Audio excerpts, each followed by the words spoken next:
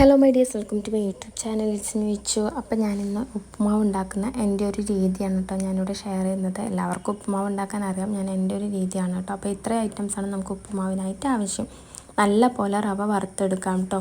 അത് നന്നായിട്ട് വറുത്തതിന് ശേഷം വേറൊരു പാത്രത്തിലേക്ക് മാറ്റി വയ്ക്കാം. എന്നിട്ട് ആ ചീനിച്ചട്ടിയിലേക്ക് നമുക്ക് ഓയിൽ ഒഴിച്ച് കൊടുക്കാം കേട്ടോ. ഓയിൽ, വെളിച്ചെണ്ണ എന്ത് വേണമെങ്കിലും ഒഴിച്ച് കൊടുക്കാം. അങ്ങനെ ഓയിലാണ് ഞാനിവിടെ ഒഴിക്കുന്നത് കേട്ടോ. അത് ഒഴിച്ചു കൊടുത്തതിന് ശേഷം നമുക്ക് കടുക് പൊട്ടിക്കാം. നന്നായിട്ട് കടുക് പൊട്ടിയതിന് ശേഷം കടലപ്പരിപ്പും ഉഴുന്ന പരിപ്പുമില്ലേ, അത് നന്നായിട്ട് ഇട്ടിട്ട് ഒരു ബ്രൗണിഷ് ആകുന്നവരെ നന്നായിട്ടൊന്ന് മൂപ്പിച്ച് കൊടുക്കാം കേട്ടോ. അത് നന്നായിട്ട് മൂത്തതിന് ശേഷം നമ്മൾ കട്ട് ചെയ്ത് വെച്ച പച്ചമുളക്, ഇഞ്ചി, കറിവേപ്പില, സവാള എല്ലാം കൂടി ഇട്ടിട്ട് നന്നായിട്ടങ്ങ് ബ്രൗണിഷ് ആവുന്ന രീതിയിൽ വറുത്ത് കൊടുക്കണം, വഴറ്റി കൊടുക്കണം.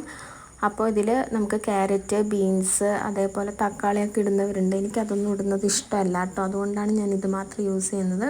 അതിലേക്ക് നന്നായിട്ട് നമ്മൾക്ക് എത്രയാണോ റവ എടുത്തിരിക്കുന്നത് അതിനനുസരിച്ചിട്ട് വെള്ളം ഒഴിച്ച് കൊടുക്കാം. കൂടുതൽ വെള്ളമായ കട്ട പോലെ ആവും. എനിക്കങ്ങനെ കട്ടയായിട്ട് ഉള്ളത് ഇഷ്ടമല്ല, പൊടി ആയിട്ടാണ് കേട്ടോ. എൻ്റെ അമ്മ ഉണ്ടാക്കി ഇതിൽ കൂടുതൽ പൊടിയാവും. എങ്കിലും എനിക്കിങ്ങനെയാണ് ഇഷ്ടം. അതിൽ പച്ച വെളിച്ചെണ്ണ മേലെ ഒഴിച്ച് കൊടുക്കാം. അപ്പോൾ ഇത്രയേ ഉള്ളൂ. ബൈ.